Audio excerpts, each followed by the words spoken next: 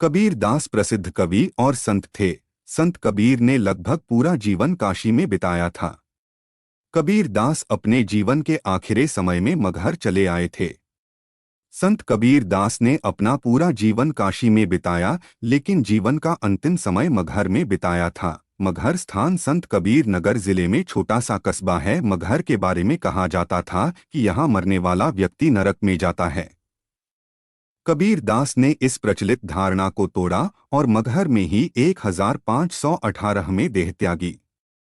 उन्होंने मगहर के संबंध में यह तर्क दिया जाता था और कबीर ने अपनी रचना में इसका उल्लेख भी किया है। वे कहते थे, पहिले दर्शन मगहर पायो, पुनि काशी बसे आई। यानी काशी में रहने से पहले उन्होंने मगहर देख चुका था। कबीर का अधिकांश जीवन काशी में व्यतीत हुआ। वे काशी के जुलाहे के रूप में ही जाने जाते थे।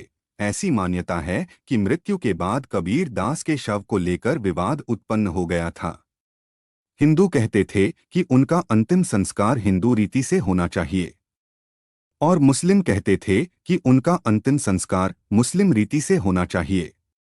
ऐसा कहा जाता है कि जब उनके शव पर से चादर हटाई गई तब लोगों ने वहां फूलों का ढेर पड़ा देखा।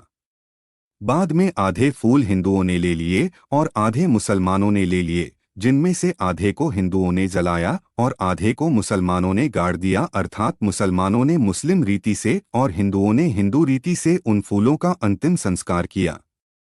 मगहर में ही कबीर साहिब जी की समाधि है। कुछ ही दिनों पहले प्रधानमंत्री नरेंद्र मोदी ने मगहर में कबीर दास की समाधि पर चादर चढ़ाई और पुष्प अर्पित किए। उसके बाद उन्होंने 24 करोड़ रुपए की लागत से बनने वाली संत कबीर अकादमी का शिलान्यास किया। शिलान्यास के समय माननीय प्रधानमंत्री नरेंद्र मोदी ने जनसभा में कहा कि कबीर अपने कर्म से वंदनीय हो गए। कबीर धूल से उठे थे लेकिन माथे का चंदन बन गए। कबीर संत कवि और समाज सुधारक थे। उनकी कविता का एक एक शब्द पाखंडियों के पाखंडवाद और धर्म के नाम पर ढोंग व स्वार्थपूर्ति की निजी दुकानदारियों को ललकारता हुआ आया और असत्य व अन्याय की पोल खोल धज्जियां उड़ाता चला गया। कबीर का अनुभूत सत्य अंधविश्वासों पर बारूदी पलीता था।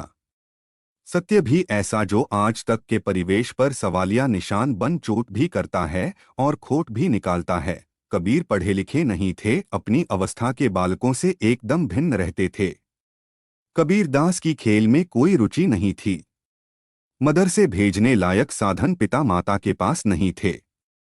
आप सोच सकते हैं, जिसे हर दिन भोजन के लिए ही चिंता रहती हो, उस पिता के मन में कबीर को पढ़ाने का कभी विचार भी नहीं हुआ होगा। यही कारण है कि वे किताबी विद्या प्राप्त न कर सके। कहा गया है, मसी कागज छूवो नहीं, कलम गही नहीं हाथ। उन्होंने स्वयं ग्रंथ नहीं लिखे, मुंह से बोले और उनके शिष्यों ने उसे लिख लिया। कबीर साहिब जी का विवाह वनखेड़ी बैरागी की कन्या लोई के साथ हुआ था। कबीर को कमाल और कमाली नाम की 2 संतान भी थी। ग्रंथ साहब के एक श्लोक से पता चलता है कि कबीर का पुत्र कमाल उनके मत का विरोधी था। इसलिए वे कहते थे, बूढ़ा बंस कबीर का, उपजा पूत कमाल, हरि का सिमरन छोड़ी के घर ले आया माल। कबीर की पुत्री कमाली का उल्लेख उनकी बानियों में कहीं नहीं मिलता है। कहा जाता है कि कबीर के घर में रात दिन मुड़ियों का जमघट रहने से बच्चों को रोटी तक मिलना कठिन हो गया था।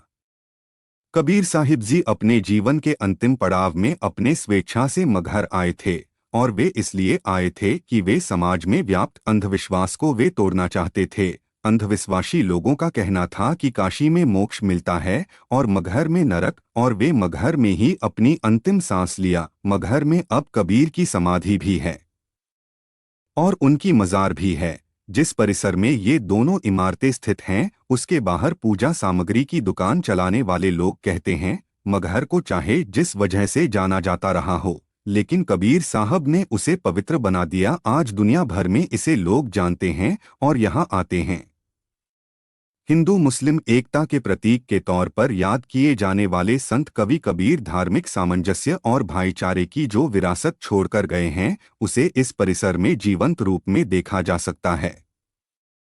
परिसर के भीतर ही जहां एक और कब्र है, वहीं दूसरी ओर एक मस्जिद है और उससे कुछ दूरी पर मंदिर है। यही नहीं, करीब 1 किलोमीटर की दूरी पर एक गुरुद्वारा भी है जो कि यहाँ से साफ दिखाई पड़ता है। लेकिन ऐसा नहीं है कि ये सब आसानी से हो गया। कबीर दास की मृत्यु के बाद उनके पार्थिव शरीर पर अधिकार को लेकर हिंदुओं और मुसलमानों के बीच संघर्ष की कथाएं भी प्रचलित हैं। जानकारों के मुताबिक उसी का नतीजा है कि हिंदुओं ने उनकी समाधि बनाई और मुसलमानों ने कब्र बना लिया। लेकिन अब उनके अनुयायी इन दोनों ही जगहों पर अपनी श्रद्धा व्यक्त करने के लिए आते हैं। यदि हमारी जानकारी अच्छी लगी हो तो हमारे इस चैनल को सब्सक्राइब जरूर कर दीजिएगा। वीडियो देखने के लिए आपका दिल से धन्यवाद।